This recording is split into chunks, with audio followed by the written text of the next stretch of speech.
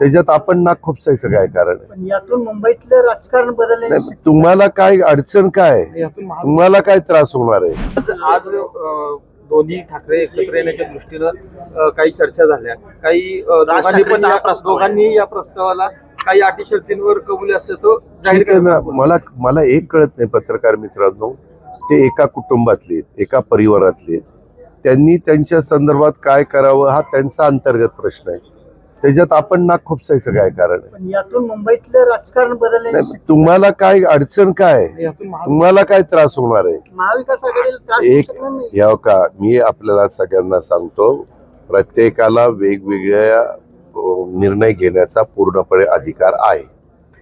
आता हा अधिकार असताना कुणी मनसेचे प्रमुख म्हणून राज ठाकरे स्वतः काम करतात आणि त्या बाबतीमध्ये शिवसेना उभाटाचे प्रमुख या नात्याने स्वतः उद्धव ठाकरे साहेब काम करतात.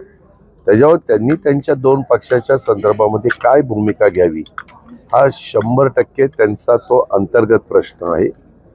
आणि काही वर्गाला जे शिवसेना आणि मनसे दोघांनाही त्या दोन्ही पक्ष ज्यांना आपलेसे वाटतात त्याच्यातला जो घटक आहे त्या लोकांना वाटतं की या दोघांनी एकत्र यावं, परंतु आपण त्यांनी एकत्र यावं का न यावं हे आम्ही कुठल्या राजकीय पक्षांनी काही सांगण्याचं काही कारण नाही. माझं त्याबद्दल एवढंच आहे, प्रत्येकाने आपल्या सद्विवेक बुद्धीला स्मरून जे त्यांना योग्य वाटत असेल त्यांनी तो निर्णय घ्यावा.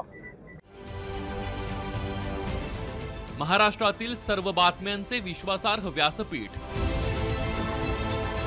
सकाळच्या सर्व सोशल मीडिया प्लॅटफॉर्मला लाईक, फॉलो आणि सबस्क्राईब करा. तसंच सर्व नोटिफिकेशनसाठी बेल आयकॉन प्रेस करायला विसरू नका.